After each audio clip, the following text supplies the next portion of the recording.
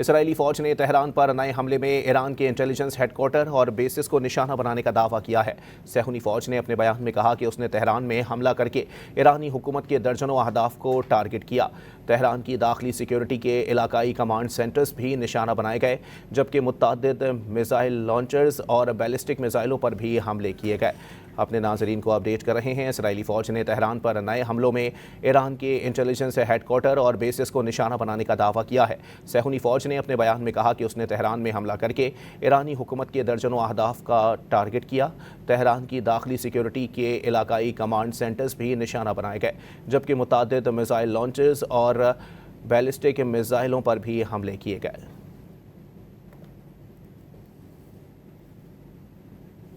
اسرائیلی فوج نے تہران پر نئے حملے میں ایران کے انٹیلیجنس ہیڈ کوارٹر اور بیسز کو نشانہ بنانے کا دعویٰ کیا ہے۔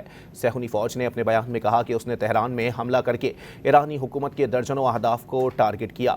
تہران کی داخلی سیکیورٹی کے علاقائی کمانڈ سینٹرز بھی نشانہ بنائے گئے، جبکہ متعدد میزائل لانچرز اور بیلسٹک میزائلوں پر بھی حملے کیے گئے۔ اپنے ناظرین کو اپڈیٹ کر رہے ہیں۔ اسرائیلی فوج نے تہران پر نئے حملوں میں ایران کے انٹیلیجنس ہیڈ کوارٹر اور بیسز کو نشانہ بنانے کا دعویٰ کیا ہے۔ صہیونی فوج نے اپنے بیان میں کہا کہ اس نے تہران میں حملہ کر کے ایرانی حکومت کے درجنوں اہداف کا ٹارگٹ کیا۔ تہران کی داخلی سیکیورٹی کے علاقائی کمانڈ سینٹرز بھی نشانہ بنائے گئے، جبکہ متعدد میزائل لانچرز اور بیلسٹک میزائلوں پر بھی حملے کیے گئے۔